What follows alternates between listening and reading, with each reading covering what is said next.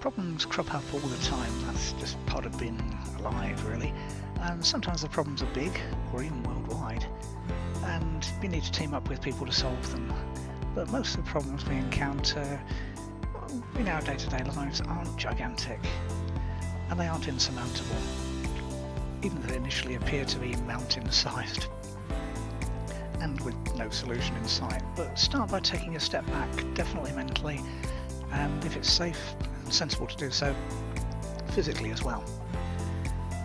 Not because the physical step will sort the problem out unless it's, say, stepping off a curb, but it sends a signal to your subconscious mind that you're thinking about this. And it sounds weird, but just try it, and then examine the problem and split it into its component parts. There may only be one or two parts, or there could be lots and lots and lots that make up the problem.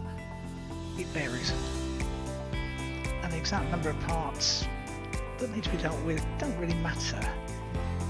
It's probably affect the time it needed to solve the problem, but it won't affect anything else. So that's about it on that one. The thing about problem solving by chunking it down is that each part should be relatively easy once you've done the job, where if you tried to solve the whole thing at once, you'd be stuck. It's a bit like doing a large maths equation at school. They told you to show your workings, and that's what you'll be doing with the problem solving or the problem that you've encountered. You'll show your workings, your steps, and once you've identified the component parts of your problem, it's time to deal with them. Some things will need to take priority. It's a bit like being a first aider, if you've ever done that. The training teaches you to prioritise what to do first. Things like check the person's breathing, that kind of thing. And other things can be done in almost any order. If you don't know, don't be afraid to ask. Ask Google. It's highly unlikely that you're the first person in the world to have this problem, or one that's very, very similar. And nowadays it's also highly unlikely that some kind person won't have put the answer up in all its glory somewhere on the web, probably somewhere accessible.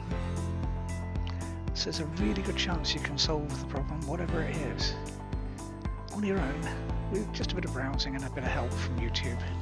And that's fine for physical problems, but what about the ones that crop up in your mind? Problems that eat away at us and just stubbornly refuse to be quiet and nagging us in our heads. Those are different because you can't physically take them apart or switch them on or off necessarily. But the good news is you can almost do that. You just have to let your mind relax and put itself to one side long enough to get basically the necessary rewiring of your mind to take place.